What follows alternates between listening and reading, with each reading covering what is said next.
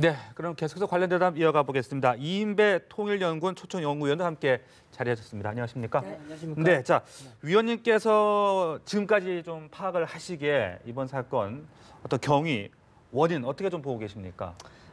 일단 뭐 차근차근 더 짚어봐야 되겠지만 네네. 일단 지금까지 사실 알려진 거는 김정남이 일단 그 쿠알라룸푸르에서 피살되었다. 그런데 이제 여성에 의해서 독살되었다는 것이 지금까지 알려진 바가 다고요. 네. 뭐 그렇다면은 뭐 추측될 수 있는 바가 일단 북한에서는 그것을 예전에 작전국이나 35억국이나 다 이렇게 흩어져 있던 것이 그 2009년에 정찰 천국으로 다 합쳐져 있습니다. 그래서 아마 정찰 천국을 통해서 이루어졌을 가능성이 높다. 일단 지금까지 추측할 수 있고 분석할 수 있는 그 부분입니다. 뭐 더 자세한 것을 제가 말씀드리자면 앞으로 뭐 더 말씀을 드리면서 그렇게 풀어내야 되겠습니다. 지금 그 암살, 피살된 배경에 대해서 여러 가지 얘기가 나옵니다. 뭐 김정은의 정치적 입지를 다지기 위해서 김정은의 우상화를 위해 아예 그 잠재적인 경쟁자들을 제거하기 위해서라는 얘기부터 나오고요. 공포 정치의 일환이다라는 무게에서는 조금 더 뭐 적은 것 같고요. 앞서 그 양 교수님 얘기를 해주신 게 그 김정남이 망명을 하려고 했는데 이 망명설이 들통이라서 어떻게 보면 북한 입장에서 망명이라는 게 굉장히 치욕적이다라는 부분이기에 이게 들통이라서 혹시 암살이 된 거 아닌가라는 얘기를 해주셨거든요. 이 부분은 어떤 예, 그 가능성이 좀 있다고 생각합니다. 예. 왜냐하면 이제 이 북한의 김정은 입장에 봤을 때는 아마 김정남이가 이북행으로서 또 해외에서 나름대로 알려져 있고 또 잠재적인 어찌 보면 이 경쟁자를 볼 수 있고 특히나 지난해 이 김정은 입장이 족하지요. 네. 김정남의 아들인 김한솔 이 상당히 이 북한에 대한 나름대로의 그 체제와 존엄 문제에 대해서 좀 이미지 타격을 줬잖아요. 그렇다면 아마 북한의 당국 입장에서는 그 김한솔, 김정남 상당 부분 여기 대해서 통제, 감시를 하고 있었을 것이다. 네. 그런데 이 김정남이가 지금까지 이메일 같은 거 굉장히 많이 하면서 계속 바꿔왔습니다. 네.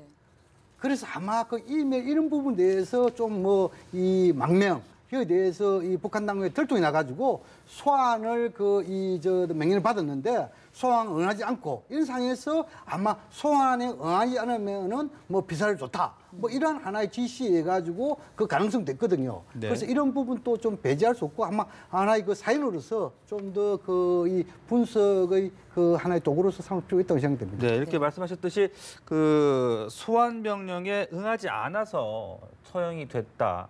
감금 생활이 두려워서 응하지 않았을 가능성이 있다. 지금 이런 보도들이 나오고 있는데 어떻게 좀 분석을 하십니까? 일단 보면 이제 김정남은 어쨌든 김정일의 장자입니다. 일단은 그 장자 뭐 세서 3대 세습을 했으니까는 장자라는 데서 정치적인 상징성 대단히 큰 인물입니다. 그런 인물이 계속 해외에 떠돌고 있었고요. 그런 상황에서 제가 지금 마음이 좀 생각이 되는 부분 중에 하나는 뭐냐면 지난해 연말에 우리 대한민국의 탈북자들 여러분들 연합회를 꾸준하면서 망명 정부를 추진하겠다라는 이야기가 우리 언론을 통해서 공개된 바가 있었습니다. 네. 그렇게 해서 망명 정부가 구성됐을 경우에 그 망명 정부의 수반으로서 뭐 김정남 같은 사람도 뭐 검토돼야 되지 않겠냐는 이야기가 사실은 떠들어간 바가 있었습니다. 네. 아마 이런 것들이 첩보를 통해서 김정은도 들었을 테고 대단히 위협적인 아마 그런 생각이 있었을 것이라는 생각이 들고요.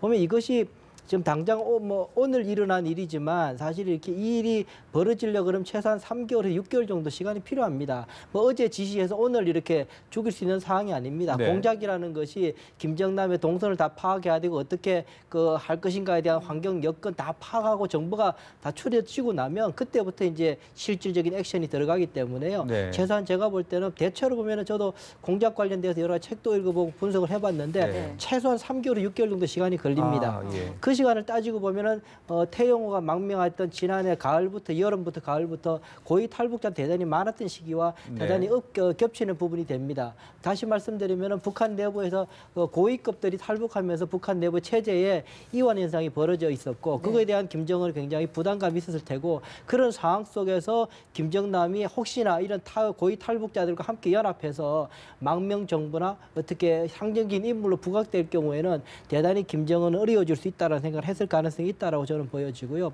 그렇게 본다면 제가 시간으로 따져보면 지난해 6개월 전부터 네. 김정은은 적극적으로 그렇게 지시를 내리면 그것이 지금의 그렇게 결과가 나타났다라고 볼 수도 있지 않겠냐라는 게 제 뭐 일을 하면서 배웠던 뭐 네. 추측 중에 하나입니다. 최근에 어떤 김정남의 특이한 동향 혹시 있었습니까?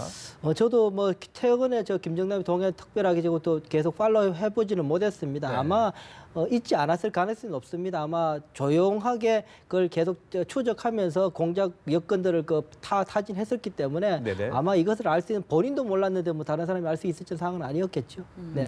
저희가 김정남 이 피살 소식이 전해진 후에 가장 이제 주목해서 얘기 나왔던 부분이 그렇다면 누구의 지시로 암살이 됐는가 이 부분이거든요.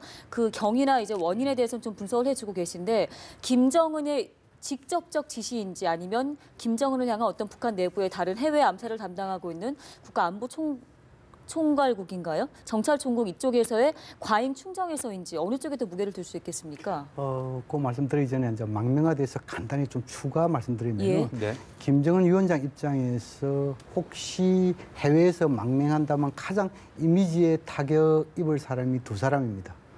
첫 번째는 지금 이제 주 체코 대사로 하고 있는 김팽일이가 있습니다. 네. 이것은 이제 삼촌이지만 이복이지요. 삼촌이고 그 사람이 있고 그다음 이제 지금 김정남인데 이 사람들은 뭐냐 이게 서로 배는 다르고 이러하지만도 일종의 뭡니까 김일성, 김정일 이거 다 관계되는 사람이잖아요. 그렇다면 이런 사람들이 해외 나고 이러면 그 가게에 대한 상당히 이미지에 손실을 줄 수 있단 말입니다. 그래서 아마 지금 이제 그 주 체코 대사인 김팽일은 거의 뭡니까? 한 30만 처음 들어가고 했잖아요. 지난해에 들어갔다 나오고 했지만도 또 거기에 대해서는 아마 충성 서약을 다 받았을 겁니다. 근데 이제 김정남에 대해서는 행위고 이래서 아마 그런 부분에 대해서는 좀 더 뭐랄까 확실하게 좀 챙기지 못한 그런 사 있지 않겠냐 이렇게 보여지고 그래서 망명 이런 부분에 대해서 덜통이 나가지고 뭔가 소환했는데 소환 안 받아가지고 뭔가 여기에서 뭐 독살 이 가능성은 배제할 수 있는 보여지고 네. 그다음 지금은 이제 그렇다면 지금은 이제 그 외에 네. 직접적으로 김정은 위원장이 직접적인 지시에 의해서 무슨 이렇게 비살 네. 암살했느냐 네. 아니면은 그 과잉 충성자들의 충성 경제에서 했느냐. 네. 근데 지금은 이제 김정은 위원장이 지난해 7차 당대에서 모든 권력을 다 장악했단 말입니다. 또 특히나 지금 해외에 나가 있는 김정남이가 국내하고 연계한다 하더라도 그 지시력이 없습니다. 그래서 이 김정남이가 뭔가 자기가 뭐 이 잠재적인 경제자다. 저는 그에 대해서는 조금 그 설득이 떨어진다 보여지고 오히려 김정은의 그 존엄 문제에 가계도 3대 가계도의 존엄 문제에 이 김정남이가 상당히 그 훼손할 수 있는 네. 그런 측면 그걸 알아채리고 지금 이제 밑에 있는 이 과잉 충성자들이 충분히 충성히 할 수 있다. 그렇다면 지금은 이제 우리 이제 이선생님께서는 그 정찰총국을 꼽았는데, 네. 근데 제가 알고 있는 정찰총국은 뭐 그 가능성이 있습니다. 네, 네. 제가 알고 있는 정찰총국은 주로 대남, 해외에서 뭐 교람, 파괴, 공작 뭐 이렇게 저는 알고 있거든요. 근데 과연 이 김정남이가 그런 교람, 파괴, 공작 여기 해당되는지 그건 잘 모르겠어요. 오히려 더 가능성이 있다면요. 예를 들어 가지고 지난 97년도인가요? 이 성혜림의 언니 성혜랑 거기에 그 아들인 이한영이가 비살될 때 네. 그때는 뭡니까? 예를 들어 가지고 뭐 총기에 해가지고 비살돼 가지고 일단 간첩행위다 이런다. 그러다 하면 아마 이 작전구 지금은 이제 정찰총국이라고 볼 수 있는 여기서 할 가능성은 배제할 수 없다. 그럼 네. 지금은 이제 해외에서 이것은 오히려 정찰총국의 가능성보다도 오히려 국가안전보위부 지금은 이제 국가안전보위성이지요. 네. 여기에서 좀 더 가능성이 있지 않겠냐. 왜냐하면 지금 이제 북한에서 해외 나가 있는 여러 이 공간이라든지 또는 무역 일꾼이라든지 또는 그 해외 근로자들 특히 또 그 식당 이 종업원들 여기에 대해서 나름대로 사상적으로 검증하고 다 일하는 것은 국가안전보위부에서 거의 다 하는 걸로 알려져 있거든요. 그런 점에 봤을 때 아마 이거에 대해서 가담이 됐다 하면은 국가안전보위성의 가능성이 높지 않겠느냐. 네. 저는 그렇게 분석합니다. 그 장자란 표현을 써주셨잖아요, 앞서. 김정남이 제거가 된 상황인데 어찌됐든 간에 위협이 되지 않는다면 형은 김정철이 일단 살아있지 않겠습니까? 뭐 성격도 아까 교수님께서 얘기를 해주셨지만 내성적이고 전혀 이제 지도자로서의 그런 위협이 되지 않는 인물이기 때문에 그냥 둘 수 있다라고 하지만 존재 자체만으로 위협이 된다 생각한다면 김정철에게도 신비한 위협이 있지 않을까 싶기도 하거든요. 신변 위협은 충분히 있을 수 있습니다만 아마 김정철 같은 경우는 지금 가까이 평양에 같이 있기 때문에 원래 원래 적을 다루는 방법 중에 하나가 위험은 적은 가까이 두란 말이 선자병법에 있습니다. 네. 그러니까는 김정철 같은 거기에다가 마약도 했고 성격도 좀 그렇고 하기 때문에요. 김정철 같은 경우에 크게 위협되지 않는 인물로 뭐 아버지 때부터 김정일 때부터 얘는 조금 어렵겠다 그래서 이제 정은이한테 그렇게 한 거였기 때문에요. 저는 그렇게 보고 있고요. 제가 볼 때는 이제 아까 누구의 지시였던가 로얄 패밀리에 관한 신변에 관한 문제는 아마 이 김정은의 지시 없이 허락 없이 기획 자체를 김정은이 했다라는 것에 대해서 더 추적이 필요합니다만 김정은의 허락 없이 되지는 않습니다. 그렇겠죠. 그리고 그렇기 네. 때문에 허락 없이는 될 수 없는 상황이고 또 하나는 모든 무력들을 이렇게 암살이나 그런 것들은 지금 2009년 이후에 35국 당 작전국 그리고 군에 있던 정찰국 다 이게 정찰총국으로 다 모여져 있기 때문에 암살할 수 있는 가장 그 인프라가 잘 갖춰지는 건 정찰총국이 맞습니다. 네. 그 보위성보다는 그렇기 때문에 뭐 저도 뭐 내부 정보가 없기 때문에 성격만 따질 수밖에 없어서 뭐 그 정도만 말씀드릴 수 있는 상황이라고 볼 수 있습니다. 네, 이 공무부 장성택도 그랬고 뭐 리용호 현역철도 그랬고 이렇게 계속 공포 통치, 공포 정치라는 그 배경은 어떻게 봐야 되는 겁니까? 사실 이 장성택 씨의 처형 이후에 세계 언론부터 시작해서 우리 한국 언론도 그렇고 이제 김정은의 공포 정치란 말을 굉장히 많이 쓰게 됩니다. 썼습니다. 그래서 김정은이 거기에 대해서 부담도 굉장히 많이 느꼈고요. 그래서 최용해 같은 경우도 혁명화 교육시켰다가 빨리 다시금 돌려보내고 했던 것들도 그런 이제 공포 정치라는 이야기가 자꾸 들리니까 이제 금방금방 다시 복귀시켰던 그런 이야기도 있고 하는데 그런 부담감에도 불구하고 최근에 나왔던 그 이민보위성 김원홍 같은 예나 오늘 나타났던 김정남 같은 이런 예들이 발생한다는 것은 그런 부담보다도 더 큰 체제 자체 내부의 지도자로서의 여러 가지 부담이 여러 가지 신변에 대한 여러 가지 이 보위에 대한 여러 가지 불안감이 겹쳐서 이런 일이 벌어진 것이 아닌가라는 생각이 듭니다. 더 깊숙이 더 봐야 되긴 할 텐데요. 네. 아마 여러 가지 복합적으로 볼 때는 김정은이 호흡이 조금 가팔라지고 있는 건 아닌가라는 생각도 저는 해보게 됩니다. 네. 북한 매체에서 아직 특이 동향은 없는 것 같은데요. 이 소식이 북한 주민들도 알게끔 어떻게 전해지게 될까요? 우리는 이제 많이 이제 북한 주민들에게 전해지는 그 주요 루트가 시장입니다. 시장을 통해서 이제 거의 장마당을 통해서 여러 가지 생필품들이 이제 그 거래가 될 뿐만 아니라 사람이 오가는 곳에는 정보가 오가게 돼 있습니다. 그래서 네. 말로 오가게 되는데 시장을 통해서 요즘보다 굉장히 급속도로 빨리 예전에 뭐 비교 앞설 정도로 빨리 오가고요. 뭐 핸드폰도 있기도 하지만 여러 가지 루트를 통해서 아마 김정남 사건은 아마 며칠 새에 꽤 많이 평양 깊숙이까지 아마 전파되지 않을까 생각이 듭니다. 네, 지금까지는 이제 신원 미상 여성 2명에 의해서 독침을 맞고 살해된 것으로 알려지고 있는데요. 북한의 어떤 암살용 뭐 독총, 독침 이런 재원들이 있는지도 궁금하고 과거에도 이런 독침을 맞고 살해된 사례들이 주요 인사에 대한 그런 살해 사건이 있었습니까? 그렇죠. 뭐 그러나 그 북한이 남친 그 간청을 해가지고 네. 막 그런 것도 있지 않겠습니까? 뭐 알려지지 않지만도 네. 그러나 우리가 익히 이제 그 북한의 그 직접 관계는 탈북자 이런 부분에 대해서는 우리가 이제 지난 그 이한영이 이런 게 되면 독침보다도 오히려